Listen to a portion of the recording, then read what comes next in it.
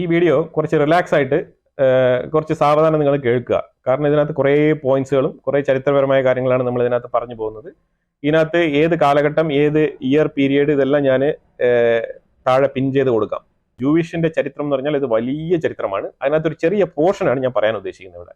കാര്യം വേറെ ഒന്നുകൊണ്ടല്ല, ഈ ഒരു മോഡേൺ ഡേയ്സിൽ ഈ ഒരു യഹൂദ സമൂഹം ഇങ്ങനെ എത്തിപ്പെട്ടത് എങ്ങനെയാണ് എന്നുള്ളതിനെ കുറിച്ചുള്ള ചെറിയൊരു വിലയിരുത്തൽ. അപ്പം ഞാൻ കുറേ ഇങ്ങനെ വായിക്കേണ്ടായി. അങ്ങനെ വായിച്ചപ്പോഴത്തേക്കും എനിക്ക് കിട്ടിയ കുറച്ച് ഇൻഫർമേഷൻസ് ആണ് ഞാനിവിടെ ഷെയർ ചെയ്യുന്നത്. കുറച്ച് രസകരമായിരിക്കും. ഇതിലേക്ക് താല്പര്യമുള്ള ആൾക്കാർക്ക് ഇത് കണ്ടുപോകാൻ വളരെ നല്ലതായിരിക്കും. ഇത് ഒരു ഡിവൈൻ മെത്തേഡിലല്ല ഞാൻ ഇത് പറയുന്നത്. കാര്യം ഈ പല ആൾക്കാരും ഭയങ്കര വിശ്വാസപരമായിട്ടൊക്കെ ഇതിനെ അപ്രോച്ച് ചെയ്യുന്ന ഒരു രീതിയുണ്ട്. അപ്പം അതിൽ നിന്ന് വ്യത്യസ്തമായിട്ട് നമ്മൾ വളരെ ജനറൽ ആയിട്ടാണ് ഇതിനെ നോക്കുന്നത്. ഇതിനകത്ത് മതപരമായിട്ടുള്ള കാര്യങ്ങൾ നിങ്ങൾ നോക്കണ്ട. പക്ഷെ ഞാൻ ഇതിനകത്ത് പൂർണ്ണമായിട്ടും ജൂ എന്ന് പറഞ്ഞ ഒരു കമ്മ്യൂണിറ്റിയെ കുറിച്ചാണ് പറയുന്നത്. അപ്പൊ ഈ ജൂ എന്ന് പറയുന്നത് ഒരു മതമാണ്, ഒരു റിലീജിയൻ ആണ്, അതൊക്കെ ഓക്കെയാണ്. പക്ഷെ അത് അതിലുപരിയായിട്ട് ഒരു കൾച്ചറൽ എത്നിസിറ്റി ആയിട്ട് അത് ഇന്നത്തെ സമൂഹത്തിലേക്ക് അറിയപ്പെടുന്നത് കൊണ്ട് തന്നെയാണ് ഞാൻ അതിനെ ഉപയോഗിക്കുന്നത്. അതിന് പകരം യൂസ് ചെയ്യാൻ വേറെ വാക്കില്ല. ഈ ഒരു യഹൂദർ എന്ന് പറഞ്ഞ ഈ ഒരു ഗോത്രം ഇത്രമാത്രം ശക്തി പ്രാപിച്ചത് എന്തുകൊണ്ടാണെന്ന് പറഞ്ഞു കഴിഞ്ഞാൽ, അവർ എപ്പോഴൊക്കെ ജെറുസലേം എന്ന് പറഞ്ഞ ആ ഒരു സ്ഥലത്ത് നിന്ന് അവരുടെ സൊസൈറ്റി ജെറുസലേം എന്ന് എപ്പോഴൊക്കെ പിഴുതെറിയപ്പെട്ടിട്ടുണ്ടോ അപ്പോഴൊക്കെ ഈ ഒരു യഹൂദ സമൂഹം കൂടുതൽ കൂടുതൽ ശക്തി ആർജിക്കുന്നതായിട്ടാണ് നമുക്ക് ചരിത്രത്തിൽ ഉടനീളം കാണാൻ കഴിയുന്നത്. ഇത് പറയുന്നതിന് മുമ്പേ ഒരു കാര്യം കൂടെ പറഞ്ഞു പോവാം. സാക്രിഫൈസ്. ഈ സാക്രിഫൈസിന് ഈ പണ്ടത്തെ ഈ ഒരു ദൈവത്തിന്റെ കാഴ്ചപ്പാടെന്ന് പറഞ്ഞു കഴിഞ്ഞാൽ സാക്രിഫൈസ് ആണ്. ഇപ്പോഴും പല റിലീജിയനുകളിലും, ഇപ്പോഴും യഹൂദ മതത്തിലായിക്കോട്ടെ അതേപോലെ തന്നെ ഇസ്ലാമിലൊക്കെ ആയിക്കോട്ടെ, ഈ സാക്രിഫൈസ് നിലനിൽക്കുന്നുണ്ട് എന്നുള്ളത് വസ്തുതാപരമായിട്ടുള്ള കാര്യമാണ്. അപ്പൊ പണ്ട് തന്നെ ഹിന്ദുയിസത്തിലായിക്കോട്ടെ എല്ലാ കാലങ്ങളിലും ഈ ഒരു സാക്രിഫൈസ്, മായൻ കൾച്ചറിലൊക്കെ മനുഷ്യന്മാരെ തന്നെയാണ് സാക്രിഫൈസ് ചെയ്തുകൊണ്ടിരുന്നത്. ആ രീതിയിലൊക്കെ ഉണ്ടായിരുന്നു. അപ്പൊ സാക്രിഫൈസ് എന്ന് പറയുന്നത് വളരെ വളരെ ഒരു വലിയ സംഭവമായിട്ടും ഒരു ഹോളി വിഷയമായിട്ട് പണ്ടത്തെ കാലം തൊട്ടേ ഒരു ആചാരത്തിന്റെ വിഷയമായിട്ട് തന്നെയാണ് ചെയ്തുകൊണ്ടിരുന്നത്. അതൊക്കെ ഇന്നത്തെ സമൂഹത്തിൽ നിന്ന് നമുക്ക് തിരിഞ്ഞു നോക്കുമ്പോഴാണ് നമ്മൾ അതൊക്കെ എന്തുമാത്രം ഒരു നീച പ്രവൃത്തിയായിരുന്നു എന്നുള്ളത് നമുക്ക് പിന്നീടാണ് നമ്മൾ ഇപ്പൊ ഈ ഒരു മോഡേൺ വേൾഡിൽ നിന്ന് തിരിഞ്ഞു നോക്കുമ്പോഴാണ് നമുക്ക് അതൊക്കെ അങ്ങനെ നമുക്ക് നോക്കിക്കാണാൻ കഴിയുന്നത്. പക്ഷേ ആ ഒരു കാലഘട്ടത്തിൽ അതൊക്കെ തന്നെയായിരുന്നു ഏറ്റവും ഉന്നതമായ പ്രവൃത്തിയായിട്ട് ആൾക്കാർ ചെയ്തുകൊണ്ടിരുന്നത്. അപ്പൊ ഇതിനെ എക്സാമ്പിൾ ചെയ്യുന്ന രീതിയിൽ നമ്മൾ പറഞ്ഞു കഴിഞ്ഞാൽ ഇതിനകത്ത് ജുദായിസം എന്നില്ല, ഇസ്ലാം എന്നില്ല, ഹിന്ദുസ് എന്നില്ല, എല്ലാ റിലീജിയനിലും ഈ സാക്രിഫൈസ് വളരെ ഫേമസ് ആണ്. സാക്രിഫൈസിൽ താല്പര്യമുള്ള ദൈവങ്ങളെയാണ് നമുക്ക് പണ്ടത്തെ കാലങ്ങളിൽ മൊത്തത്തിൽ കാണാൻ കഴിയുന്നത്. അപ്പം ഇത് നമ്മൾ അങ്ങനെ നോക്കുമ്പോഴത്തേക്കും ഈ സാക്രിഫൈസ് രണ്ട് വിഷയത്തിൽ ഞാൻ പറയാം. ഇന്നാൾ ഞാൻ പറഞ്ഞിരുന്നു, അതായത് ഈ ഒരു ജെറുസലേം ടെമ്പിൾ, അതായത് ഡോം ഓഫ് ദ റോക്ക് ഇരിക്കുന്നതിന്റെ അടിയിൽ ഇരിക്കുന്ന റോക്ക്, ആ ഒരു കല്ല് ശരിക്കും അബ്രഹാം ഐസക്കിനെ കൊണ്ട് കിടത്തിയിട്ട് ഈ സാക്രിഫൈസ് ചെയ്യാൻ വേണ്ടി പോയ ആ ഒരു കല്ലാണ് അവിടെ ഉള്ളതെന്ന് പറഞ്ഞിരുന്നു. അപ്പൊ ആ ഒരു സാക്രിഫൈസ് അവിടെ ഉണ്ടായിട്ടുണ്ട് എന്നുള്ളതാണ് മനസ്സിലാക്കേണ്ടത്. അപ്പൊ ആ സാക്രിഫൈസ് തടയപ്പെട്ടു എന്നുള്ളതാണ് ചരിത്രം പറയുന്നത്. പക്ഷേ സാക്രിഫൈസ് എന്ന് പറഞ്ഞ സാധനം അവിടെ ഉണ്ടായിരുന്നു. ദൈവം ചോദിക്കുന്നതിന് നിന്റെ മോനെ എനിക്ക് ബലി നൽകാനാണ് പറയുന്നത്. അപ്പൊ അത് തന്നെ അത്രമാത്രം ക്രൂരമായ ഒരു പ്രവൃത്തിയാണ്. അത് നിങ്ങൾ മനസ്സിലാക്കണം. മോനെ ഇപ്പൊ നിങ്ങളുടെയോ എന്റെയോ മോനെയൊക്കെ ആരെങ്കിലും ഇങ്ങനെ സാക്രിഫൈസ് ചെയ്യാൻ വേണ്ടി ചോദിക്കുന്നുണ്ടെങ്കിൽ നിങ്ങൾ ജസ്റ്റ് ഒന്ന് ആലോചിച്ച് നോക്കും. ഇന്നത്തെ ഒരു കോമൺ വേൾഡിൽ ഇതൊക്കെ നമ്മളുടെ ഒരു രീതിയിൽ നമുക്ക് യോജിക്കാൻ പറ്റാത്ത, ഒരു രീതിയിൽ അംഗീകരിക്കാൻ പറ്റാത്ത സംഭവമാണ്. അപ്പൊ ഈ ഒരു സാക്രിഫൈസിന്റെ ഒരു ഫസ്റ്റ് ഫേസും കൂടെ ഞാൻ പറയാം. ഈ ക്രിസ്ത്യൻ കമ്മ്യൂണിറ്റിയിൽ ജെനസിസ് എന്ന് പറഞ്ഞ ആ പുസ്തകത്തിൽ നമ്മൾ നോക്കിക്കഴിഞ്ഞാൽ ശരിക്കും ഈ ഒരു first Cain and Abel, Adam and ഈവിന്റെ രണ്ട് ആൺമക്കളായിട്ടുള്ള കെയ്ൻ ആൻഡ് ഏബേൽ, ഈ കെയ്ൻ ആൻഡ് ഏബേലില് ആദ്യ കൊലപാതകം നടക്കുന്ന അവിടെ ഈ കെയ്ൻ ഏബേലിനെ കൊല്ലുകയാണ്. എന്തിനു വേണ്ടിയിട്ടാണ്? സാക്രിഫൈസ് അക്സെപ്റ്റ് ചെയ്യുന്നതിന്റെ പേരിലാണ് ഈ ഒരു കൊലപാതകം നടക്കുന്നത്. കാര്യം വേറെ ഒന്നുമില്ല, ഏബേൽ കൊടുക്കുന്നത് നല്ല രീതിയിലുള്ള കണ്ടീഷൻ ആയിട്ടുള്ള ഒരു ആടിനെയാണ് ആബേൽ സാക്രിഫൈസ് ചെയ്യുന്നത്, ദൈവത്തിന് കൊടുക്കുന്നത്. പക്ഷെ അതേസമയം കെയ്ൻ കുറെ വെജിറ്റബിൾസും കാര്യങ്ങളൊക്കെയാണ് കൊടുക്കുന്നത്. അപ്പൊ ഈ ഒരു സ്റ്റോറി പറയുമ്പോഴത്തേക്കും അവിടെയും തന്നെ ഒരു സാക്രിഫൈസ് ആണ് ഏറ്റവും കൂടുതൽ വരുന്നത്. സാക്രിഫൈസ് എങ്ങനെയാണ് നടന്നുകൊണ്ടിരുന്നത് പറഞ്ഞാൽ, നമ്മൾ ഒരു ആൾട്ടർ ഉണ്ടാവും. ഒരു ആൾട്ടർ എന്ന് പറഞ്ഞാൽ ഒരു തറയിൽ നിന്നും കുറച്ച് പൊക്കമുള്ള ഒരു സ്റ്റേജ്, അങ്ങനെ തന്നെ വിചാരിച്ചു. അപ്പൊ അത് അന്നത്തെ കാലഘട്ടത്തെ ആൾട്ടർ എന്ന് ഉദ്ദേശിക്കുന്നത് അവർ കുറച്ച് കല്ല് കെട്ടി ഇങ്ങനെ വെച്ചിരിക്കും, അത്രേ ഉള്ളൂ. നമ്മൾ തുണി അലക്കാനൊക്കെ നമ്മുടെ നാട്ടിൽ കല്ല് കെട്ടത്തില്ലേ, അതുപോലെ കല്ല് കെട്ടി വെച്ചിരിക്കുന്ന ഒരു സ്ഥലം, അതാണ് ആൾട്ടറിന് ഉദ്ദേശിക്കുന്നത്.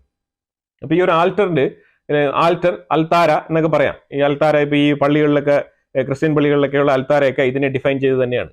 അപ്പൊ അങ്ങനെ ഒരു ആൾട്ടറിൽ കൊണ്ട് ഈ മാംസം, ഈ മൃഗത്തിന്റെ മാംസം വളരെ ക്ലീൻ ചെയ്ത് വളരെ വൃത്തിയായിട്ട് അതിനെ വൃത്തിയില്ലാത്ത ഭാഗങ്ങളൊക്കെ എടുത്ത് മാറ്റിയിട്ട് ദൈവത്തിന് വേണ്ടി ഇങ്ങനെ സാക്രിഫൈസ് ചെയ്യാൻ വേണ്ടി കൊണ്ട് ഇങ്ങനെ ദാനം ചെയ്യാൻ വേണ്ടിയിട്ട് അവിടെ വെക്കുമ്പോഴത്തേക്കും തീ വന്ന് ചുട്ടരിച്ചുകൊണ്ട് പോകുന്നതായിട്ടാണ് പല സ്ഥലങ്ങളിൽ നമ്മൾ വായിച്ച് മനസ്സിലാക്കാൻ പറ്റുന്നത്. അപ്പൊ ഇങ്ങനെയാണ് ഒരു വർഷിപ്പ് തന്നെ നടന്നുകൊണ്ടിരുന്നത്. അപ്പൊ അങ്ങനത്തെ വർഷിപ്പ് മെത്തേഡാണ് കാലാകാലങ്ങളായിട്ട് ഈ യഹൂദന്മാരായാലും എല്ലാവരും നടത്തിക്കൊണ്ടിരുന്നത്. അപ്പൊ ഇത് നിങ്ങൾക്ക് ശരിക്കും പറഞ്ഞാൽ ബൈബിളിൽ ലെവിറ്റിക്കസ് ലേവി എന്ന് പറഞ്ഞൊരു പുസ്തകം ഉണ്ടാവും. ആ പുസ്തകം വായിച്ചു കഴിഞ്ഞാൽ നിങ്ങൾക്ക് വളരെ കൃത്യമായിട്ട് മനസ്സിലാക്കാൻ പറ്റും ഈ യഹൂദന്മാരുടെ കൾച്ചറും അവരെങ്ങനെയാണ് ഇതിന്റെ പ്രാക്ടീസും കാര്യങ്ങളൊക്കെ ചെയ്യുന്നുള്ളത്. ഈ ഒരു ബലി നൽകലിനെ കുറിച്ചുള്ള വലിയ വിശദമായ കാര്യങ്ങൾ തന്നെ ഇതിനകത്തുണ്ടെന്നുള്ളതാണ്. ഒരാൾക്ക് എത്ര പ്രാവ് കൊണ്ടുവരണം, ഒരാൾക്ക് എത്ര ആട് കൊണ്ടുവരണം, ഒരാൾക്ക് എത്ര മൃഗങ്ങളെ കൊണ്ടുവരണം എന്നുള്ളതൊക്കെ വളരെ വ്യക്തമായിട്ട് അന്നത്തെ ഒരു കൾച്ചറിൽ ജെറുസലേം ടെമ്പിളുമായിട്ട് ബന്ധപ്പെട്ട് ഇവരെ നടപ്പിലാക്കിയിരുന്ന പല രീതിയിലുള്ള അന്ധവിശ്വാസങ്ങളൊക്കെ അത് കാണാൻ കഴിയുന്നുള്ളതാണ്. ഓക്കെ, അതിൽ നിന്നും വ്യത്യസ്തമാണ് ഇന്നത്തെ ക്രിസ്ത്യാനിറ്റി എന്ന് പറയുന്നത്. ഇന്നത്തെ ക്രിസ്ത്യാനിറ്റി ഈ ബലി നൽകലിനെ നിരോധിച്ചിരിക്കുകയാണ്. ഈ ബലി നൽകുക എന്നുള്ള കർമ്മത്തിനെ പൂർണ്ണമായിട്ടും സ്റ്റോപ്പ് ചെയ്തുകൊണ്ടാണ് ഈ ക്രിസ്ത്യാനിറ്റി ഇന്ന് മുന്നോട്ട് നീങ്ങുന്നതായിട്ട് നമുക്ക് കാണാൻ കഴിയുന്നത്. പക്ഷെ അതുപോലെ തന്നെ ഇസ്ലാമിലായാലും ഈ ഒരു ജൂതയിസം ആയാലും ഈ ഒരു ബലി നൽകുന്നത് ഇപ്പോഴും നിലനിൽക്കുന്ന ഒരു വിഷയമായിട്ടാണ് നമുക്ക് മനസ്സിലാക്കാൻ പറ്റുന്നത്. മുസ്ലിംസ് മക്കയിലായാലും ഈ ഒരു ബലി കർമ്മം അവർ നടത്തുന്നുണ്ട്. അതുപോലെ തന്നെ ജുദായിസത്തിലും അവർ ഈ ഒരു ബലി നൽകുന്ന ഒരു കർമ്മം നടപ്പിലാക്കുന്നു എന്നുള്ളതാണ് മനസ്സിലാക്കാൻ പറ്റുന്നത്.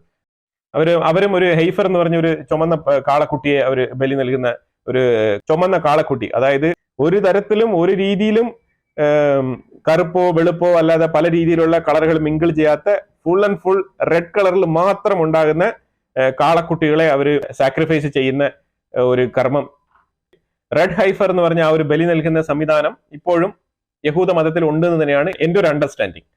അപ്പൊ ഇതൊരു സൈഡിൽ ഇങ്ങനെ മുന്നോട്ട് പോവാണ്. അപ്പൊ ഇതിനകത്ത് പറഞ്ഞു വരുന്നത് വെച്ചാൽ ഇപ്പൊ ഇവരെങ്ങനെയാണ് ഇപ്പൊ യഹൂദ മതം ഇത്രമാത്രം ശക്തി പ്രാപിച്ചതെന്ന് പറഞ്ഞാൽ, ഇവരെ ആദ്യമായിട്ട് ഇവര് ഈ ജെറുസലേമിൽ താമസിച്ചുകൊണ്ടിരുന്ന സമയത്ത്, ഈ ബിബ്ലിക്കൽ ചരിത്രം തന്നെ നിങ്ങൾ എടുത്തു, ഇവർ ഈജിപ്തിൽ നിന്ന് വന്ന് ഈ കാനാൻ ദേശത്ത് താമസിച്ചുകൊണ്ടിരിക്കുന്ന സമയത്ത് ഇവരെ ആദ്യമായിട്ട് ഇവരെ ആക്രമിക്കാൻ വരുന്നത് അസീരിയൻസ് എന്ന് പറഞ്ഞ ആ ഒരു കിങ്ഡമാണ് ഇവരെ ഏറ്റവും ആദ്യം ആക്രമിക്കാൻ വരുന്നത്. അവർ ആക്രമിക്കാൻ വരുന്നുണ്ട്. അവര് ജെറുസലേമിൽ വന്നിട്ട് ആക്രമണം നടത്തുന്നു. ഈ പാർഷ്യലി ഒരു ടെമ്പിളൊക്കെ അവർ നശിപ്പിക്കാൻ ശ്രമിക്കുന്നു. അപ്പോഴും ഈ ഒരു യഹൂദ സമൂഹം ഈ ഒരു ജെറുസലേം ഭാഗത്ത് നിന്ന് കുറച്ചൊക്കെ വിഘടിച്ച് പോയിട്ടുണ്ടായിരുന്നെങ്കിലും മുഴുവനായിട്ട് പോയിട്ടില്ല. അസീരിയൻസ് ഇവരെ പരാജയപ്പെടുത്തി അങ്ങനെ ഫുൾ ആൻഡ് ഫുള്ളി ഇവിടെ നിന്ന് ഡിസ്ട്രോയ് ചെയ്ത് വിട്ടില്ല. അവരൊരു ആക്രമണം എന്നുള്ള നിലയിൽ നടത്തി അസീരിയൻസിന്റെ ആ ഒരു കാലഘട്ടം മറിഞ്ഞു പോവുകയാണ് ചെയ്തത്. അതിനുശേഷം ഇവർ വരുന്നത് വെച്ചാൽ ഇവർ ബാബിലോണിയൻസ് എന്ന് പറയുന്നത് ഈ ഒരു ഇറാൻ, സൗദി അറേബ്യയൊക്കെ ഇരിക്കുന്ന ആ ഒരു സ്ഥലമില്ല, ആ സ്ഥലങ്ങളൊക്കെ ചേർത്തിട്ടാണ് ഈ ബാബിലോണിയൻസ് എന്ന് പറയുന്നത്. ഇപ്പോഴും അതേ ഇറാനുമായിട്ട് തന്നെയാണ് ഇവർക്ക് പ്രശ്നം നടക്കുന്നത്. അപ്പൊ ഈ ഇറാൻ ഇരിക്കുന്ന സ്ഥലമാണ് ഈ ബാബിലോണിയൻസ് എന്നൊക്കെ പറയും. ഇറാനെയൊക്കെ കവർ ചെയ്തുകൊണ്ട് ഇറാൻ, ഇറാഖ് അതൊക്കെ ഉൾപ്പെടുത്തിക്കൊണ്ട് വരുന്ന സ്ഥലമാണ് ഈ ബാബിലോണിയൻ കിങ്ഡം എന്ന് പറയുന്നത്. അപ്പോഴത്തേക്കും ഈ ഒരു ബാബിലോണിയൻസ് വളരെ ഡോമിനേറ്റ് ചെയ്ത് വരുന്നുണ്ട്. അന്ന് റൂൾ ചെയ്തുകൊണ്ടിരിക്കുന്നത് നെബുക്കദ്നേസർ ആണ്. നെബുക്കദ്നേസർ അവിടെ റൂൾ ചെയ്തുകൊണ്ടിരിക്കുന്ന സമയത്ത് ഇവിടെ ഡേവിഡിന്റെ കിങ്ഡം ഓഫ് ഇസ്രായേൽ എന്ന് പറഞ്ഞ ഡേവിഡിന്റെ ജൂദയ ഭാഗത്താണ് ഏറ്റവും കൂടുതൽ ജൂസ് താമസിച്ചുകൊണ്ടിരുന്നത്. അപ്പൊ അന്നത്തെ ജുദയ എന്ന് പറഞ്ഞ ആ ഒരു സ്റ്റേറ്റിന്റെ ഭരണാധികാരിയായിട്ട് അന്ന് ഉണ്ടായിരുന്നത് സെദേക്കിയാണ്. ഈ സെദേക്കിയാണ് അന്ന് ജുദയ ഭരിച്ചുകൊണ്ടിരുന്നത്. അപ്പൊ സെദേക്കിയായും ഈ ഒരു ബാബിലോണിലെ നെബുക്കദ്നേസറുമായിട്ട് ഒരു ട്രേഡ് എഗ്രിമെന്റ് ഒക്കെ നടക്കുന്നുണ്ട്. അവർ തമ്മിൽ നല്ല രീതിയിലുള്ള വ്യാപാരങ്ങൾ നടക്കുന്നുണ്ട്. പല രീതിയിലും അവർ പല എഗ്രിമെന്റുകളും വെച്ച് പല നിബന്ധനകൾക്ക് ഉൾപ്പെട്ട് മുന്നോട്ട് പോയിക്കൊണ്ടിരിക്കുകയാണ്. അന്നത്തെ കാലത്ത് പറഞ്ഞാൽ ഡോമിനേറ്റ് ചെയ്ത ഒരു കിങ്ഡം നമ്മുടെ അടുത്തുണ്ടെങ്കിൽ നമ്മൾ അവരെ ചുറ്റിപ്പറ്റി ഇരിക്കുക എന്നുള്ളത് ഒരു സ്വാഭാവികമായിട്ടുള്ള ഒരു പ്രക്രിയയാണ്. അപ്പൊ അങ്ങനെയാണ് നമ്മൾ മുന്നോട്ട് പോകാൻ പറ്റുക. ഇല്ലാന്നുണ്ടെങ്കിൽ അവർ നമ്മളെ നിരുപാധികം കീഴ്പ്പെടുത്തും, നമ്മളുടെ രാജ്യം അവർ ഏറ്റെടുക്കും. ഒരു പോയിന്റിൽ എത്തിയപ്പോഴത്തേക്കും ഈ ജുദയയുടെ ഭരണാധികാരികളെ സെദേക്കിയ ഒരു ട്രേഡ് എഗ്രിമെന്റ് ലംഘനം നടത്തുന്നുണ്ട്. അപ്പൊ അത് ലംഘനം നടത്തുന്നത് കൊണ്ട് തന്നെ അതിൽ ശുഭിതനായിട്ട് ഈ ഒരു നെബുക്കദ്നേസർ ജെറുസലേം അഥവാ ഈ ഒരു ജൂദയ ആക്രമിക്കാൻ വേണ്ടിയിട്ട് വരികയാണ്. അങ്ങനെ നെബുക്കദ്നേസർ വന്ന് ആക്രമിച്ച് ഫുൾ അങ്ങ് തകർത്ത് തരിപ്പണമാക്കുകയാണ്. ശരിക്കും പറഞ്ഞാൽ ഈ സോളമൻ ടെമ്പിൾ എല്ലാം തകർത്ത് തരിപ്പണമാക്കി കളയുന്ന അവസ്ഥയാണ്. എന്നിട്ട് ഒരു ജൂതനെ പോലും ഈ ഒരു ജെറുസലേമിൽ നിങ്ങൾ ഒരു രീതിയിലും ഇവിടെ വന്നിട്ട് ഒരു ആരാധനയോ ഒന്നും തന്നെ നടത്താൻ പാടില്ല എന്ന് പറഞ്ഞിട്ട് ഫുൾ റെസ്ട്രിക്ട് ചെയ്ത്, അങ്ങനെ റെസ്ട്രിക്ട് ചെയ്തത് മാത്രമല്ലാണ്ട് ഇവിടെ നിന്ന് 35,000 യഹൂദന്മാരെ ക്യാപ്റ്റിവിറ്റി അടിമകളായിട്ട് പിടിച്ചുകൊണ്ട് പോയി ഈ ഒരു ബാബിലോണിയൻ കിങ് ആയിട്ടുള്ള നെബുക്കദ്നേസർ കൊടുത്തിട്ടുണ്ടായിരുന്നു. നിങ്ങൾക്ക് ഇവിടെ നിന്ന് എന്തെങ്കിലുമൊക്കെ പണ്ടങ്ങളും പാത്രങ്ങളും സ്വർണ്ണങ്ങളൊക്കെ എടുക്കണമെങ്കിൽ എടുത്തോണ്ട് വന്നിട്ട് ബാബിലോണിൽ വന്നിട്ട് നിങ്ങൾക്ക് ജീവിക്കാം എന്നുള്ള നിലയിൽ ഒരു അനൗൺസ്മെന്റും കൊടുത്തിട്ടാണ് കൊണ്ടുപോയത്. അവിടെ കൊണ്ടുപോയി യഹൂദരെ അവിടെ കൊണ്ട് ജീവിപ്പിച്ചു.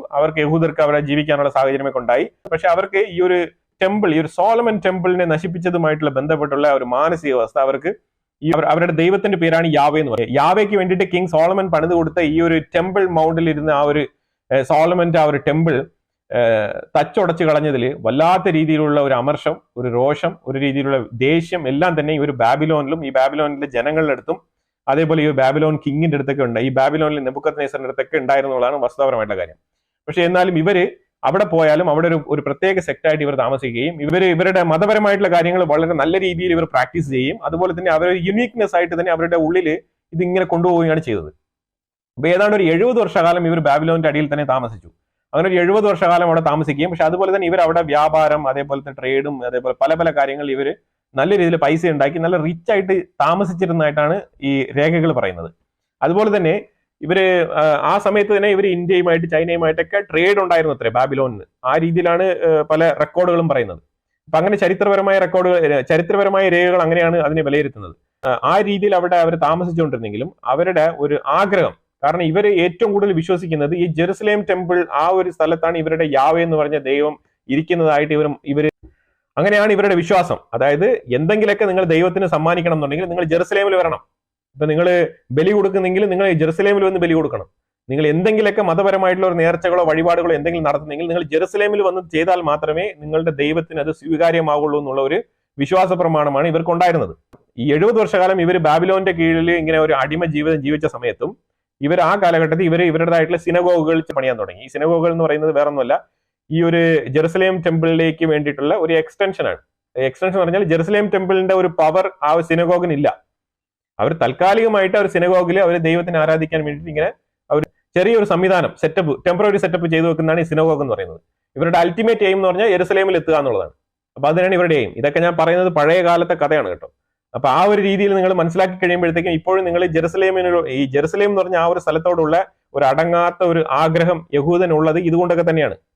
ജനറ്റിക്കലി അവന്റെ ജീനിൽ തന്നെ ഇതുണ്ട്, ഈ ജെറുസലേം എന്ന് പറഞ്ഞ സ്ഥലം. അതാണ് മനസ്സിലാക്കേണ്ടത്. അങ്ങനെയുള്ള സാഹചര്യത്തിലാണ് അവിടെ സൈറസ് എന്ന് പറഞ്ഞൊരു രാജാവ് വരുന്നത്. ഈ സൈറസ് എന്ന് പറഞ്ഞ രാജാവ് ശരിക്കും പറഞ്ഞാൽ ഒരു ജൂതനല്ല. പക്ഷെ ഈ ഒരു ഈ സൈറസ് എന്ന് പറഞ്ഞ രാജാവ് പക്ഷേ ഈ നെബുക്കദ്നേസറിനെ എതിർക്കുന്ന ഒരു രാജാവായിരുന്നു. അപ്പൊ ഈ സൈറസ് ഈ യഹൂദന്മാർ എന്താണ് ചെയ്യുന്നത്? ഈ സൈറസിനെ നല്ല രീതിയിൽ സപ്പോർട്ട് ചെയ്യാണ്. സൈറസിനെ ഭയങ്കരമായിട്ട് സപ്പോർട്ട് ചെയ്യുന്നു. അങ്ങനെ സൈറസ് പദവിയിൽ എത്താൻ വേണ്ടിയിട്ട് പല രീതിയിലുള്ള സഹായങ്ങളും ഈ യഹൂദന്മാർ ചെയ്തു കൊടുക്കുന്നുണ്ട്, ഇത് ബാബിലോണിൽ. അപ്പൊ അങ്ങനെ നെബുക്കദ്നേസറിനെ വീഴ്ത്തിക്കൊണ്ട് സൈറസിന്റെ ഭരണകൂടം വരികയാണ് പേർഷ്യയിൽ. അങ്ങനെ പേർഷ്യൻ എംപറർ ആയിട്ടുള്ള സൈറസ് ഏറ്റവും കൂടുതൽ ജൂഷിനെ സപ്പോർട്ട് ചെയ്യുന്നുണ്ട്. അങ്ങനെ സപ്പോർട്ട് ചെയ്തുകൊണ്ട് അപ്പൊ ഇവര് ചോദിക്കുകയാണ്, എന്തെങ്കിലുമൊക്കെ നിങ്ങൾക്ക് ചെയ്യണമല്ലോ തിരിച്ച്. അങ്ങനെ രാജാവ് ചെയ്യാൻ വേണ്ടി തീരുമാനിക്കുമ്പോഴാണ് ഇവരുടെ ആവശ്യം ഉന്നയിക്കുന്നത്, ഞങ്ങൾക്ക് ജെറുസലേമിൽ മടങ്ങി പോകണം, ഞങ്ങൾക്ക് ജെറുസലേം ടെമ്പിൾ, ഞങ്ങളുടെ സോളമൻ പണിത് തന്ന യാവയുടെ ടെമ്പിൾ ഞങ്ങൾക്ക് തിരിച്ച് പണിയണം, അത് പുനർനിർമ്മാണം നടത്തണം എന്നുള്ള നിലയിലുള്ള റിക്വസ്റ്റ് ഒക്കെ സൈറസിന്റെ അടുത്ത് വെക്കുന്നത്. ഇവരുടെ കയ്യിൽ കുറെ പുസ്തകങ്ങൾ ഉണ്ടായിരുന്നു. ഇവർ ജെറുസലേമിൽ താമസിച്ച സമയത്ത് ഇവരുടെ രാജാക്കന്മാരെ കുറിച്ചുള്ള ചരിത്രങ്ങളും കാര്യങ്ങളെല്ലാം തന്നെ ഇവരുടെ കയ്യിൽ ഉണ്ടായിരുന്നു. അതൊക്കെ ഈ ഒരു ബാബിലോണിൽ പോയി ഒരു 70 വർഷം ഇവർ താമസിച്ചിരുന്ന സമയത്താണ് ഇതൊക്കെ ഒന്ന് കോഡീകരിക്കുന്നത്, ഒന്ന് ഓർഗനൈസ് ചെയ്യുന്നതായിട്ട് മനസ്സിലാക്കാൻ പറ്റുന്നത്. അങ്ങനെയാണ് ഇവരുടെ കയ്യിൽ ഇവർ പണ്ട് തന്നെ പുസ്തകത്തിന് ഭയങ്കരമായിട്ടുള്ള ഇമ്പോർട്ടൻസ് കൊടുത്ത് അതിനെ വളരെയധികം കാത്തു സൂക്ഷിച്ച് ഇവരുടെ ചരിത്രം വളരെയധികം പ്യൂറായിട്ട് കാത്തു സൂക്ഷിക്കാൻ ഈ യഹൂദന്മാർ എല്ലാ കാലത്തും ശ്രദ്ധിച്ചിരുന്നു എന്നുള്ളതാണ് ഇതിന്റെ വസ്തുതാപരമായിട്ടുള്ള കാര്യം. അങ്ങനെ ഇവര് സൈറസിന്റെ ഹെൽപ്പോട് കൂടി ഒരു 30,000 പേര് പേർഷ്യയിൽ നിന്നും ജെറുസലേമിലേക്ക് മടങ്ങി വരികയാണ്. ശരിക്കും പറഞ്ഞാൽ തോറ എന്ന് പറഞ്ഞ ഒരു ഹീബ്രു ടെക്സ്റ്റ് ആണ് ഇവരുടെ ഈ ഒരു ജെറുസലേം ടെമ്പിളിലായിക്കോട്ടെ അതേപോലെ ഇവരുടെ സിനഗോഗിലൊക്കെ ഇവർ വെച്ചിരിക്കുന്നത്. അല്ലാതെ അവിടെ ഒരു രൂപമല്ല അവർ വെച്ചിരിക്കുന്നത്, ഒരു രൂപമോ അല്ലെങ്കിൽ ഒരു ഇമേജോ അല്ല അവിടെ വെച്ച് ഇവർ വർഷിപ്പ് നടത്തുന്നത്. അപ്പൊ അതുകൊണ്ട് യാവേ എന്ന് പറഞ്ഞാൽ തന്നെ ഇവർ ആ വേർഡ് അതാണ് അവർ ഉദ്ദേശിക്കുന്നത്, വാക്കുകൾ, അതാണ് അവരുടെ പ്രധാനപ്പെട്ട ആരാധന കേന്ദ്രമായിട്ട് അവർ കരുതുന്നത്. അപ്പൊ അങ്ങനെ ഇവർ എവിടെ പോയാലും ഈ ഒരു 10 കമാൻഡ്മെന്റ്സ് എന്ന് പറഞ്ഞ ഇത് സൂക്ഷിക്കാൻ അവർ പലപ്പോഴായിട്ട് അവർ ശ്രമിച്ചിട്ടുണ്ട്. അതുപോലെ തന്നെ ഇവര് തിരിച്ചു മടങ്ങി വരുന്നു. അപ്പൊ സൈറസിന്റെ സഹായത്തോടു കൂടി ജെറുസലേമിലേക്ക് മടങ്ങി വരുമ്പോഴത്തേക്കും ഇവരുടെ അവസ്ഥ അതിഭയാനകമാണ്. കാര്യം വേറൊന്നുമില്ല, അവിടെ താമസിക്കുന്ന കുറച്ച് ജൂതേഴ്സ് അവിടെ റിമൈനിങ്ങിൽ. അപ്പൊ ഈ ഒരു ബാബിലോണിലേക്ക് ആ ഒരു സമയത്ത് അടിമയായിട്ട് പോവാതെ ഈ ഒരു സമയത്ത് ബാബിലോണിയൻ നെബുക്കദ്നേസർ ആക്രമിച്ച സമയത്ത് അടിമകളായിട്ട് പോവാത്ത കുറെ യഹൂദന്മാരുണ്ടായിരുന്നു. അവരൊക്കെ ഈ ജെറുസലേമിന്റെ ഭാഗത്ത് തന്നെയാണ് താമസിച്ചുകൊണ്ടിരുന്നത്. അവരുടെയൊക്കെ അവസ്ഥ ഭയങ്കര ദാരിദ്ര്യമായിരുന്നു. കാരണം ഇവിടെ വേറെ ഒന്നുമില്ല, ഡെസേർട്ടായിട്ട് മാറിക്കിടക്കുന്ന ഒരു ജെറുസലേമിനെയാണ് അവർക്ക് കാണാൻ കഴിഞ്ഞത് 70 വർഷത്തെ ഈ ഒരു അടിമ ജീവിതം നയിച്ച് ഇവർ മടങ്ങി വരുമ്പോഴത്തേക്കും. അങ്ങനെ മടങ്ങി വരുന്ന സമയത്ത് ഇവര് കുറച്ചുകൂടെ സ്ട്രെങ്തൻ ചെയ്യാൻ ശ്രമിക്കുന്നുണ്ട്. പക്ഷെ എന്തായാലും നമുക്ക് ഈ സ്ഥലം നന്നാക്കി എടുക്കണം എന്നും അതേപോലെ ഈ ഒരു നമ്മളുടെ ഈ സോളമൻ ടെമ്പിൾ തിരിച്ച് പണിയണം എന്നൊക്കെ ഇവർ ശ്രമിക്കുന്നുണ്ട്. അങ്ങനെ ശ്രമിച്ച് പണിയാൻ നിൽക്കുന്ന സമയത്താണ് ഇവർക്ക് 2 ലീഡേഴ്സ് വരുന്നത്. ആ 2 ലീഡേഴ്സ് ശരിക്കും പറഞ്ഞാൽ നെഹേമിയ, എസ്ര എന്ന് പറഞ്ഞ 2 ആൾക്കാരാണ് വരുന്നത്. അതിൽ നെഹേമിയ ആയിക്കോട്ടെ എസ്ര ആയിക്കോട്ടെ. എസ്ര ഈ സൈറസിന്റെ തന്നെ അഡ്മിനിസ്ട്രേഷനിൽ സെക്രട്ടറി ആയിട്ട് വർക്ക് ചെയ്തുകൊണ്ടിരുന്ന ഒരാളാണ് എസ്ര എന്ന് പറയുന്നത്. അപ്പൊ എസ്രയ്ക്ക് സൈറസുമായിട്ട് നല്ല ഇൻഫ്ലുവൻസ് ഉണ്ടായിരുന്നു. അപ്പൊ അങ്ങനെ സൈറസിന്റെ സപ്പോർട്ടോടുകൂടി എസ്രയും നെഹേമിയയൊക്കെ ചേർന്നാണ് ഇവിടെ വീണ്ടും ഒരു ടെമ്പിൾ പണിത് ഉയർത്താനുള്ള ശ്രമം നടത്തുന്നത്. നല്ല രീതിയിൽ അവർ പണിത് അത് മുന്നോട്ട് കൊണ്ടുവരുന്നുമുണ്ട്. പക്ഷെ അവർക്ക് ഫുൾഫിൽ ചെയ്യാൻ കഴിയുന്നില്ല എന്നായിട്ട് ഹെറോദൊക്കെ വരുന്നുണ്ട്. അപ്പൊ ഹെറോദിന്റെ കാലഘട്ടത്തിൽ ഒന്നുകൂടെ ഈ ഒരു ടെമ്പിൾ പുതുക്കി പണിയുന്നുണ്ട്. അങ്ങനെ പല കാര്യങ്ങളും വരുന്നുണ്ട്. പല രീതിയിലുള്ള രാജാക്കളും വന്ന് പോകുന്നുണ്ട്, അവിടെ മാറി മാറി പോകുന്നുണ്ട്. അപ്പൊ ഈ കാര്യങ്ങൾ കുറെ ഉണ്ട് അതിനകത്ത്. അപ്പൊ എന്നാൽ അതെല്ലാം കൂടെ നമുക്ക് പറഞ്ഞുകൊണ്ടിരിക്കാൻ പറ്റത്തില്ല. പക്ഷെ ഇങ്ങനെ തന്നെയാണ് അവരവിടെ സെറ്റിലായി ജീവിച്ചുകൊണ്ടിരിക്കുന്നത്. അങ്ങനെയാണ് അവസാനം ഇത് റോമൻ എംപററിന്റെ കയ്യിൽ വന്ന് വീഴുന്നത്. ഈ റോമൻ എംപററിന്റെ കയ്യിൽ വീഴുന്ന സമയത്താണ് റോമൻ ഗവൺമെന്റ് അവിടെ വന്ന് ഈ റോമൻ ഗവർണർ പൈലറ്റ് ഒക്കെ അവിടെ പ്ലേസ് ചെയ്യപ്പെടുന്നത്. ഈ ഒരു ഹെറോദിന്റെ കാലഘട്ടത്താണ് ശരിക്കും പറഞ്ഞാൽ ഈ പൈലറ്റ് എന്ന് പറഞ്ഞ റോമൻ ഗവർണറൊക്കെ അവിടെ പ്ലേസ് ചെയ്യുന്നത്. ഈ സ്ഥലങ്ങൾ മൊത്തം തന്നെ അണ്ടർ റോമൻസിന്റെ കൺട്രോളിൽ വന്ന് തീരുവാണ്.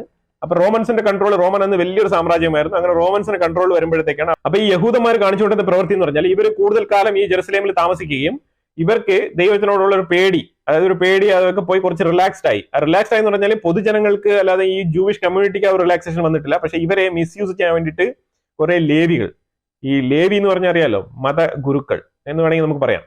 ലേവി, ഇപ്പോഴും ഈ കോഹൻ കോഹൻ എന്നൊക്കെ പറഞ്ഞ് വിളിക്കുന്നത് ഈ ലേവി കുടുംബത്തിൽ വരുന്നതിന്റെ ആ പാരമ്പര്യത്തിന്റെ തുടർച്ചയായിട്ടാണ് ഈ കോഹൻ എന്ന് പറഞ്ഞ് അറിയപ്പെടുന്നത്. ഇസ്രായേലിന്റെ ഉള്ളിൽ ഈ കോഹൻ ഫാമിലി എന്ന് പറയുന്നത് ഈ ലേവി കമ്മ്യൂണിറ്റിയുടെ ഒരു പിന്തുടർച്ചക്കാരാണ്. അതാണ് ഈ ലെവിറ്റിക്കസിലൊക്കെ നിങ്ങൾ വായിച്ചു കഴിഞ്ഞാൽ ഈ കർമ്മങ്ങളൊക്കെ ചെയ്യുന്ന ആൾക്കാർ, മതപുരോഹിതന്മാർ, ഇവരൊക്കെ തന്നെയാണ് ലേവി എന്ന് വിളിക്കുന്നത്. അപ്പൊ ഇങ്ങനെ ഒരു റാബി അപ്പൊ ഇങ്ങനെ ലേവി, കോഹൻ, ഈ റാബി, റബായ് എന്ന് വിളിക്കപ്പെടുന്ന ഈ ഒരു റബി കമ്മ്യൂണിറ്റി അവിടെ ഉണ്ടാകുന്നുണ്ട്. ഈ റബികളാണ് ശരിക്കും പറഞ്ഞാൽ ഒരുപാട് മിസ്യൂസിങ് അവിടെ ഉണ്ടാക്കുന്നത്. കുറെ കാലം കൊണ്ട് തന്നെ ഇവരുടെ പാരമ്പര്യം അതൊക്കെ ഇവര് കുറച്ചൊക്കെ റിലാക്സ് ചെയ്ത് ഇവര് പൊതുസമൂഹത്തിൽ നിന്ന് പൈസകൾ കൂടുതൽ ഉണ്ടാക്കാൻ വേണ്ടിയിട്ട് പല രീതിയിലും റിലീജിയസ് ഫ്ലെക്സിബിലിറ്റി, അതായത് മത നിയമങ്ങൾ കൂടുതൽ പാലിക്കേണ്ട ആവശ്യമൊന്നുമില്ല, നമ്മൾ എങ്ങനെയെങ്കിലും പൈസ ഉണ്ടാക്കിയാൽ മതി എന്നുള്ള നിലയിൽ പല രീതിയിലുള്ള ഈ മതഗുരുക്കൾ തന്നെയാണ് ഇതിന് സപ്പോർട്ട് ചെയ്ത് ജനങ്ങളെ ഒരു രീതിയിൽ മാറ്റി നിർത്തിക്കൊണ്ട് അവരെ ഈ മതത്തിന്റെ ശരിയായ നിയമത്തിൽ നിന്നും വ്യതിചലിപ്പിച്ചുകൊണ്ട് ഇവര് പൈസയ്ക്ക് വേണ്ടി എന്തും ചെയ്യാം, നമ്മൾ എന്ത് തെറ്റും ചെയ്തിട്ട് സാക്രിഫൈസ് കൊടുത്താൽ മതി, അല്ലെങ്കിൽ ദൈവത്തിന് ദാനം ചെയ്താൽ മതി, എന്തെങ്കിലും നമ്മൾ ഇതുപോലെ റെഡ് ഹൈഫർ പോലത്തെ കാര്യങ്ങളൊക്കെ കൊണ്ട് ബലി കൊടുത്താൽ നമുക്ക് തീരാവുന്ന പ്രശ്നമേ ഉള്ളൂ എന്നുള്ള രീതിയിൽ ആൾക്കാരെ മാറ്റി തീർക്കുകയും പൊതുവെ ഈ മതഗ്രന്ഥങ്ങളിൽ പറഞ്ഞിരിക്കുന്ന ഇവരുടെ കയ്യിലുള്ള ഇവരുടെ മോസസിന്റെ ടൈമിൽ കിട്ടിയ സ്ക്രിപ്ചർ ആയിക്കോട്ടെ, അതേപോലെ ആ സ്ക്രിപ്ചറുകളിൽ പറഞ്ഞിരിക്കുന്ന ഒരു കാര്യങ്ങൾ തന്നെ പാലിക്കാണ്ട് ഇങ്ങനെ ഒരു സംഭവം അവിടെ നടന്നുകൊണ്ടിരിക്കുന്ന സമയം എന്തുവാടെ നിങ്ങൾ കാണിച്ചുകൊണ്ടിരിക്കുന്നത്, ഈ രീതിയിലാണ് നിങ്ങൾ ജീവിക്കേണ്ടത്, ശരിക്കും നിങ്ങളുടെ ജീവിതം വേറെ രീതിയിലല്ല ജീവിക്കേണ്ടത്, ഇങ്ങനെയല്ലല്ലോ നമ്മളുടെ പുസ്തകങ്ങളിലൊക്കെ പറഞ്ഞിരിക്കുന്നത്, നിങ്ങൾ ശരിയായ രീതിയിൽ ജീവിക്കണ്ടേ എന്ന് പറഞ്ഞിട്ട് ഇവരെ റിഫോം ചെയ്യാൻ വേണ്ടിയിട്ട് ഒരു റെവല്യൂഷണറി ആയിട്ട് ഒരു വ്യക്തി അവിടെ വരുന്നുണ്ട്. ആ റെവല്യൂഷണറി ആയിട്ട് വരുന്ന വ്യക്തിയുടെ പേരാണ് ജീസസ്. അപ്പൊ അങ്ങനെ ജീസസ് അവിടെ അവതരിപ്പിക്കുകയും ജീസസ് അവിടെ പല രീതിയിലുള്ള റിഫോർമേഷൻസ് നടത്താൻ ശ്രമിക്കുന്നുണ്ട്.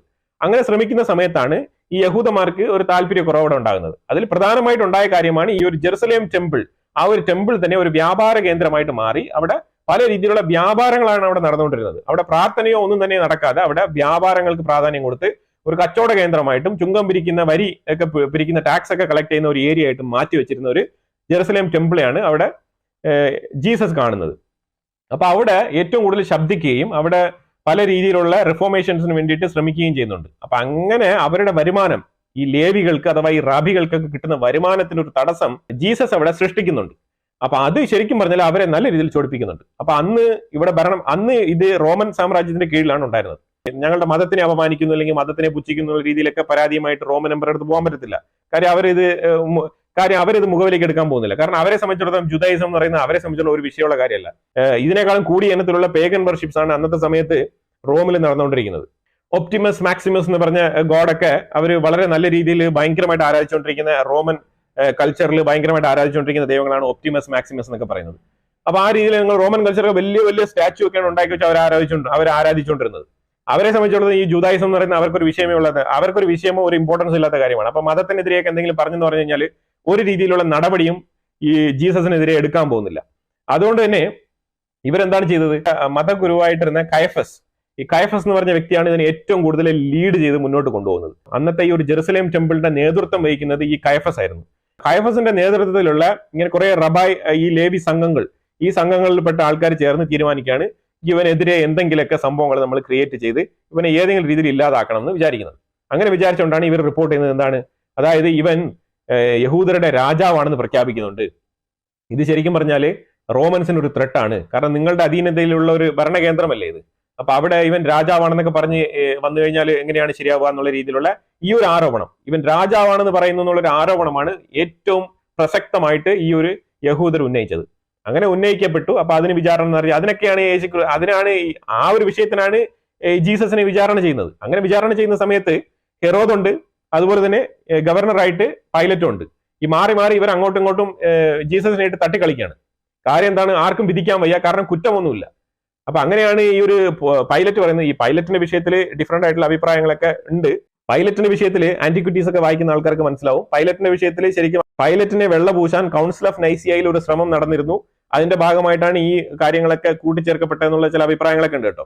അപ്പൊ അതിനകത്ത് വിയോജിക്കുന്നവർക്ക് ഒരുപാട്, ഇപ്പം ക്രിസ്ത്യാനികൾ ഇതിനോട് ഒരുപാട് വിയോജിക്കും. പക്ഷെ ഞാൻ ക്രിസ്ത്യൻ ഓറിയന്റേഷൻ അല്ല ഈ ഒരു പ്രസന്റേഷൻ നടത്തിക്കൊണ്ടിരിക്കുന്നത്. ഇത് ഞാൻ എല്ലാവർക്കും കൂടെ മനസ്സിലാകാൻ വേണ്ടിയിട്ടാണ് ഈ ഒരു വിഷയം പറയുന്നത്.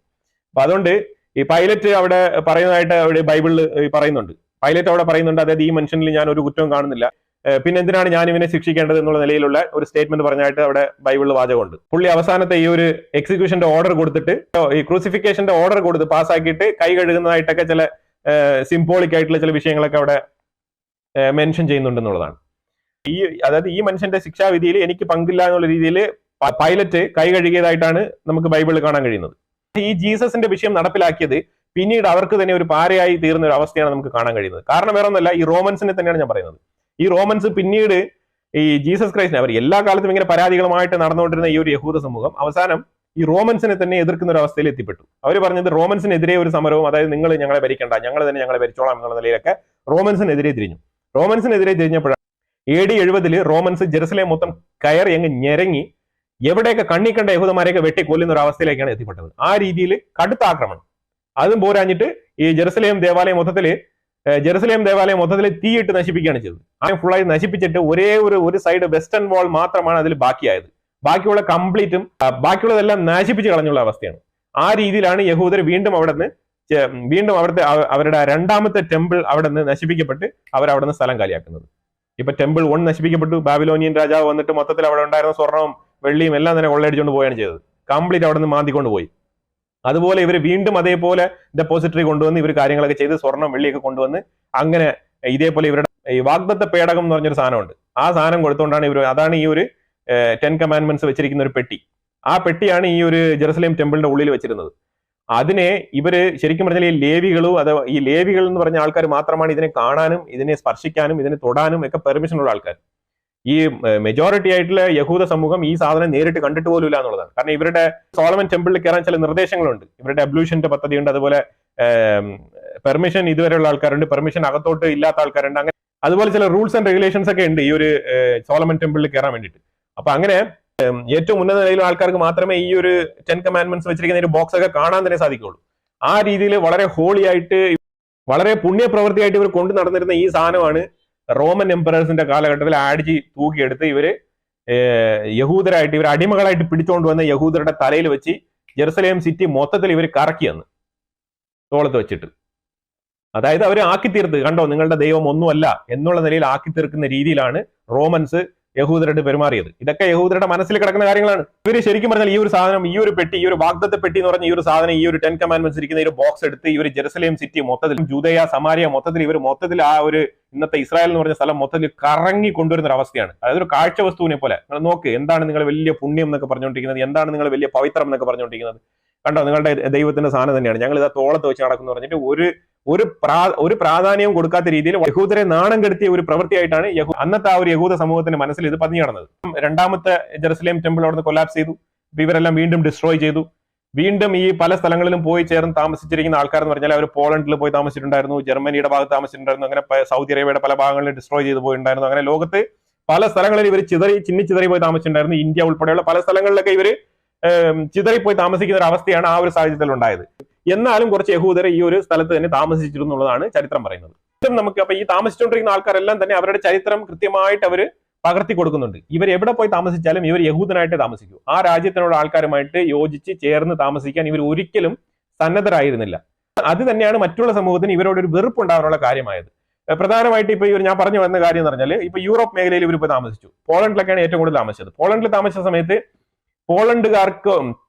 പോളണ്ടുകാരോട് യാതൊരു വിധത്തിലുള്ള ഒരു ചേർച്ചയും ഇല്ലാണ്ട് ഇവർ സെപ്പറേറ്റ് ആയിട്ട് ഇവരുടെ ഒരു സെപ്പറേറ്റ് രീതിയിൽ ഇവർ സിനഗോഗൊക്കെ വെച്ചുകൊണ്ട്, അതുപോലെ ഇവരുടേതായിട്ടുള്ള ഒരു റിലീജിയസ് രീതിയിൽ ഒരു സെപ്പറേറ്റ് ഗ്രൂപ്പായിട്ട് ഇവർ താമസിക്കുകയാണ് ഉണ്ടായത്. ഇത് യൂറോപ്പിൽ പിന്നീട് എന്താണ് സംഭവിച്ചെന്ന് പറഞ്ഞാൽ, യൂറോപ്പിൽ ഇതൊരു ക്ലിയർ ഡീവിയേഷൻ ഉണ്ടാക്കി എന്ന് പറഞ്ഞാൽ ഇവര് മാത്രമായിട്ട് ഇവർക്ക് വേണ്ടിയുള്ള സിനഗോഗ്, ഇവരുടേതായിട്ടുള്ള ചെറിയ ആചാരം, ഇവർ ഒരു സെപ്പറേറ്റ് ഗ്രൂപ്പായിട്ട് ഇവർ ദൈവത്തിന് വേണ്ടി തിരഞ്ഞെടുക്കപ്പെട്ട ആൾക്കാരാണെന്നുള്ള രീതിയിലുള്ള ഒരു ചെറിയ ഒരു ഹൈപ്പർ കാണിച്ചുകൊണ്ട് ഇവർ മറ്റുള്ള ജനങ്ങളിൽ നിന്നും സെപ്പറേറ്റ് ആയിട്ട് ജീവിക്കുന്ന ഒരു സമൂഹമായിട്ട് തന്നെ ഇവർ എല്ലാ കാലത്തും തുടർന്നതാണ്. ഇവരുടെ ഒരു പരാജയം ഒരു സൈഡിൽ, പക്ഷെ അതൊരു സൈഡിൽ ഇവർക്ക് വേറൊരു തരത്തിലുള്ള സക്സസും കൂടിയാണ്. അത് ജെറുസലേം എന്ന് പറഞ്ഞുള്ള ഒരു രാജ്യം, അതേപോലെ ഒരു യഹൂദൻ എന്ന് പറഞ്ഞ് ചിന്തിക്കുമ്പം അവർക്ക് അവരുടേതായിട്ടുള്ള ഒരു സ്റ്റേറ്റ് കിട്ടിയപ്പോഴത്തേക്കും അത് അവർ സക്സസ്ഫുൾ ആയിട്ട് കൊണ്ടുപോകാൻ പറ്റുന്നുണ്ടെങ്കിലും, പിന്നെ ഇവരുടെ സക്സസ് എന്ന് പറഞ്ഞു കഴിഞ്ഞാൽ അതുകൊണ്ടുണ്ടായ വേറൊരു ബെനിഫിറ്റ് എന്ന് പറഞ്ഞു കഴിഞ്ഞാൽ, അതുകൊണ്ട് ഇവരുടെ ഒരു പാരമ്പര്യം നിലനിർത്തി ഇവർക്ക് ഇത്രയും ദൂരം സഞ്ചരിച്ച് ഇതേ സെയിം കൾച്ചർ ഇങ്ങനെ തന്നെ കൊണ്ടുവരാൻ പറ്റി എന്നുള്ളതാണ് ഇതിന്റെ ഒരു സക്സസ് എന്നുള്ളത്. പക്ഷെ മറ്റൊരു രീതിയിൽ നോക്കിക്കഴിഞ്ഞാൽ, ഇന്നത്തെ ഒരു മോഡേൺ ഹ്യൂമൻ ചിന്താഗതിയിൽ നോക്കിക്കഴിഞ്ഞാൽ, മതപരമായിട്ടുള്ള ചിന്തകൾ ഇത്രത്തോളം ഡീപ്പായിട്ട് ഇവരിങ്ങനെ കൊണ്ടുപോയത് കൊണ്ട് ഇവർക്ക് പല രീതിയിലുള്ള തിരിച്ചടികൾ നേരിടേണ്ടി വന്നു. അങ്ങനെ നേരിടേണ്ടി വന്ന തിരിച്ചടികളാണ് പോളണ്ടിലുണ്ടായ ആക്രമണങ്ങളായിക്കോട്ടെ, അതേപോലെ തന്നെ അത് കഴിഞ്ഞിട്ട് ഹിറ്റ്ലറിന്റെ നാസി ജർമ്മനി മൂവ്മെന്റ് ആയിക്കോട്ടെ, അതെല്ലാം തന്നെ ഇവർക്കെതിരെ വന്നത് ഈ ഒരു കാര്യം കൊണ്ടാണ്. അപ്പൊ എന്താണ് ഇപ്പൊ ഹിറ്റ്ലർക്കൊക്കെ തോന്നിയതെന്നാണ്? ഹിറ്റ്ലർ തോന്നിയത് വേറെ കൊണ്ടല്ല, ഇവര് ജർമ്മനിയിൽ ഇവർ പല രീതിയിൽ ഇവർ സെപ്പറേറ്റ് ആയിട്ട് ജീവിക്കുന്നുണ്ട്. ഇവർ മറ്റുള്ള ജനങ്ങളുമായിട്ട് ഒരു രീതിയിൽ ഇടപഴകത്തില്ല. പക്ഷെ ഇവർ അതേസമയം ഇവർ ഡോമിനേറ്റ് ചെയ്ത് പല മേഖലകളിലും ഗവൺമെന്റ് മേഖലയിൽ വരെ പല പൊസിഷനുകളിൽ ഇവർ നിർണായക പദവികളിൽ എത്തിപ്പെടുന്ന ഒരു അവസ്ഥയിൽ യഹൂദന്മാർ എത്തിപ്പെട്ടു. അങ്ങനെ എത്തിപ്പെട്ടത് ഈ ജർമ്മനിയിലുള്ള മറ്റുള്ള ആര്യൻ സമൂഹത്തിന് ഇഷ്ടപ്പെട്ടില്ല എന്നുള്ളത്. ആ സമയത്ത് കുറെ കോൺസ്പിറസി തിയറികളൊക്കെ ഉണ്ടായിരുന്നു. അതായത് ഈ ജർമ്മനിയിൽ താമസിക്കുന്ന യഹൂദർ ജർമ്മനിക്ക് എതിരെ പ്രവർത്തിക്കുന്നതായിട്ട് മറ്റുള്ള രാജ്യങ്ങളിൽ താമസിക്കുന്ന യഹൂദരെയൊക്കെ വിളിച്ചു വരുത്തി അവരിലൂടെയൊക്കെ ഇൻഫ്ലുവൻസ് ചെയ്ത് ജർമ്മനിക്ക് എതിരെ പ്രവർത്തിക്കുന്നതായിട്ടുള്ള ചില കോൺസ്പിറസി തിയറികളൊക്കെ അന്നത്തെ കാലത്ത് വളരെ പോപ്പുലർ ആയിരുന്നു.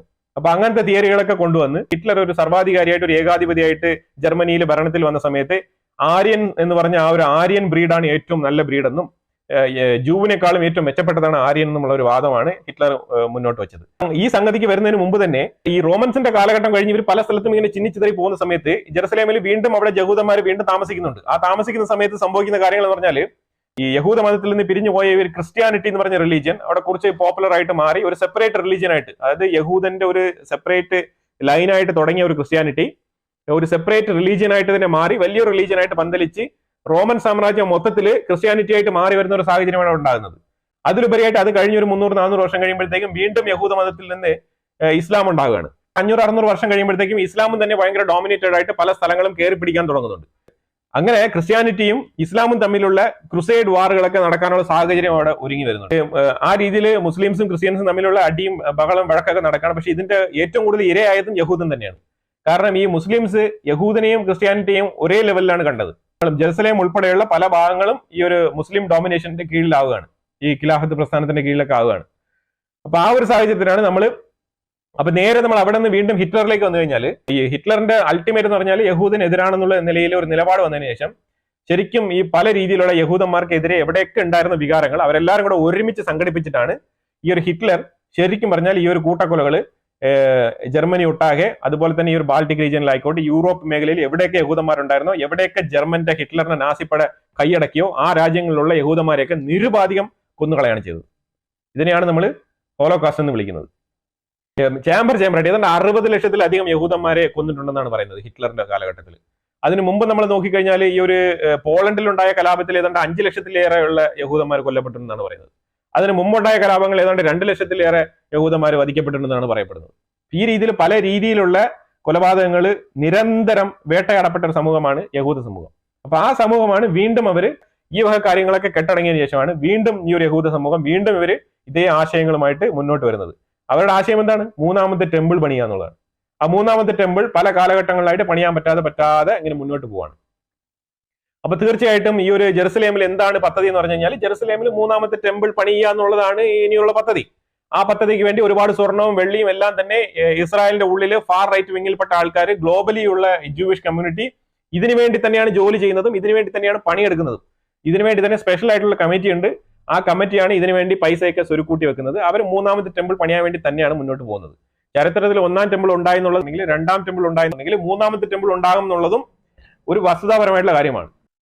അപ്പൊ എന്തായാലും ഇതിനെക്കുറിച്ചുള്ള അഭിപ്രായങ്ങൾ കമന്റ് ബോക്സിൽ രേഖപ്പെടുത്തുക. വീഡിയോ ഇഷ്ടപ്പെട്ടു ലൈക്ക് ചെയ്യുക, ഷെയർ ചെയ്യുക. അതുപോലെ തന്നെ നിങ്ങൾ ആദ്യമായിട്ടാണ് ചാനൽ കാണുന്നുണ്ടെങ്കിൽ മറക്കാതെ സബ്സ്ക്രൈബ് ചെയ്യുക. വീണ്ടും അടുത്തൊരു വിഷയമായിട്ട് വരാം.